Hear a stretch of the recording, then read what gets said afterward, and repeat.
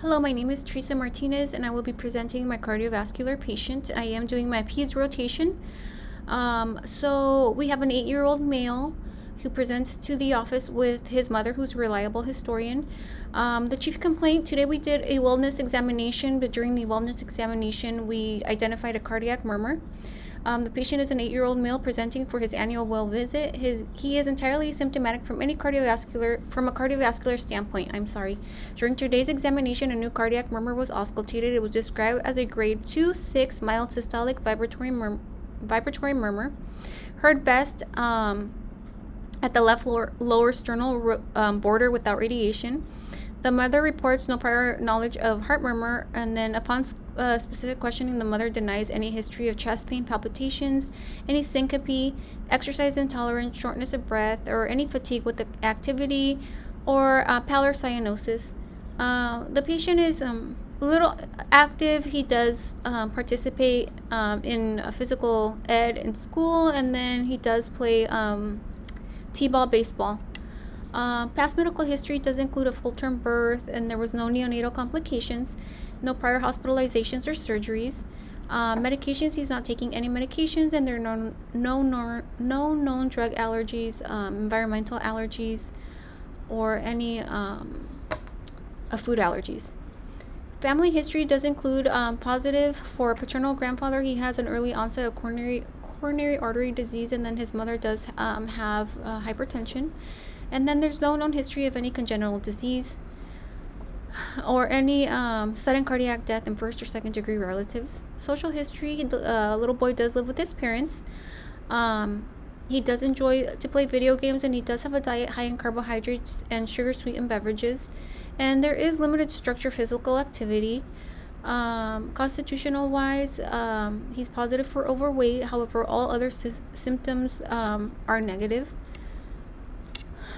And then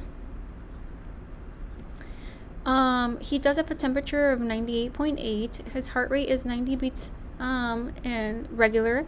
His respiratory breath is 18 breaths per minute.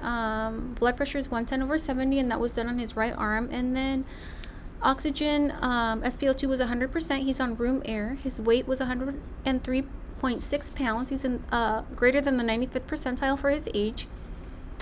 His height is 52.4 inches. He's in the 75th percentile for his age, and then his BMI is 26.5, and it puts him in the greater than the 95th percentile for his age. Excuse me.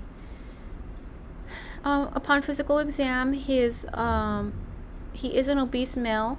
There's no acute distress, and then cardiovascular wise, he has a regular rate and rhythm, and then there is a distinct soft grade 2-6 musical vibratory mild systolic murmur, which is audible in the left lower sternal border. It doesn't radiate to the carotids or axilla. S1 and 2 are normal. There's no clicks, scallops, or rubs. And then his femoral and radial pulses are strong. His lungs, they are clear to auscultation bilaterally. And then his abdomen is soft, it's non-tender. There's no signs of hepatosplenomegaly. And then for his extremities, there's no signs of cyanosis or clubbing, no signs of edema. So on assessment, the cardiac murmur is likely an innocent murmur. However, it's still a murmur. So the murmur's characteristics are vibratory quality, mild systolic timing, and then located in the left lower sternal border. In a completely asymptomatic, hemodynamically stable child, which are highly suggestive of a benign innocent murmur. And this is a new identification, and the patient's obesity can complicate the auscultation. So a referral for echocardiography is prudent just to confirm absence of any heart disease. And this is per clinical guidelines. His BMI, he does have obesity. It's greater than the 95th percentile for his age, sex, meeting the diagnostic criteria for obesity. And obviously this diagnosis requires comprehensive management. So the plan includes a cardiac evaluation, and we do want to refer him to a pediatric cardiology to get an evaluation, and also echocardiogram. Then we also want to counsel the patient and let them know that a lot of the murmurs are in children that are healthy or innocent. But we did explain to the mother that the referral is precautionary. We just want to make sure that we have a definitive diagnosis, and then we also want to provide her with reassurance. There's no activity restrictions for him. And then we want to refer him to a pediatric registered dietitian. So we basically want him to eliminate sugar sweetened beverages. We want to increase fruit and vegetable intake. And then we want him to have structured meal times as well. And then his goal for activity should be at least 60 minutes, moderate to vigorous physical activity. And we do want to encourage the family to do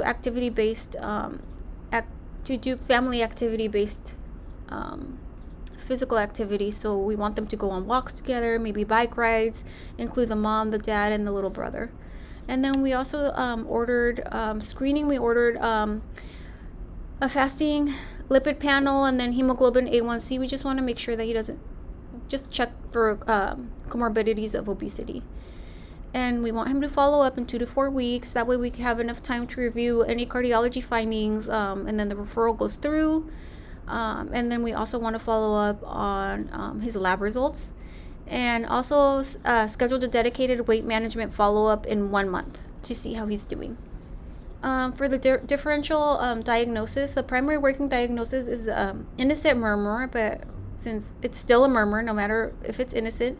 And so this is most likely the diagnosis because usually murmurs are really common in children, and there's a prevalence of up to 72% of school children that have murmurs.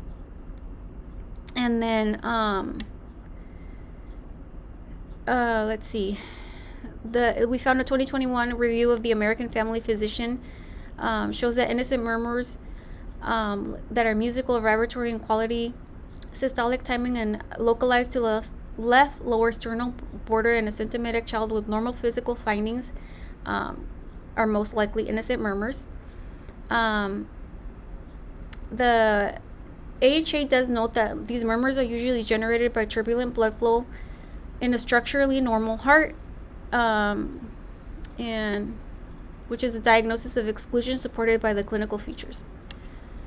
And then other diagnoses that we can consider is an atrial septal defect. It can be considered because it's a common congenital defect that presents in childhood with a murmur from relative pulmonary stenosis due to increased right heart flow, but it's really not likely.